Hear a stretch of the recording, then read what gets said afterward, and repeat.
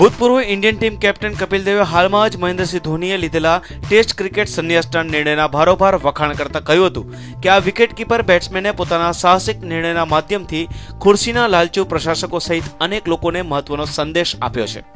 ધોનીના નિર્ણય વિશે કોમેન્ટ કરતા કપિલ દેવે કહ્યું હતું કે ધોની આરામથી 100 ટેસ્ટ મેચ રમી શકતો હતો, પરંતુ તેણે કહી દીધું કે મેં મારું સર્વશ્રેષ્ઠ પ્રદર્શન કરી દીધું અને હવે નેક્સ્ટ જનરેશન પોતાનું કામ કરશે. ધોનીના આ નિર્ણય માટે હું એટલું જ કહીશ કે શાબાશ ધોની, આ નિર્ણય કરીને તે મારું દિલ જીતી લીધું છે. ધોની ખરેખર મહાન છે. તે આરામથી 100 ટેસ્ટ મેચ રમી શકતો હતો, પણ તેણે દેશના હિતને નજર સામે રાખ્યું છે. મને લાગે છે કે ધોનીએ આપણને નવો વિચાર આપ્યો છે. કોઈ પણ ખેલાડી આખું જીવન રમી નથી શકતો, એટલે જ્યારે તેને લાગે છે કે બીજી પેઢી બરાબર તૈયાર થઈ ગઈ છે ત્યારે તેને બિલકુલ ચકાસ્યા વગર નિવૃત્તિ જવું જોઈએ, અને ધોનીએ આમ જ કર્યું છે. કપિલે આમ ધોનીના ભારોભાર વખાણ કરીને ધોનીની ટીમને ઓસ્ટ્રેલિયા ન્યુઝીલેન્ડમાં આવતા વર્ષે યોજનારા વર્લ્ડ કપ માટે શુભકામના આપી છે.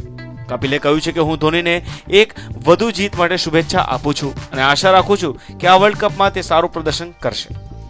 Bureau report, news online.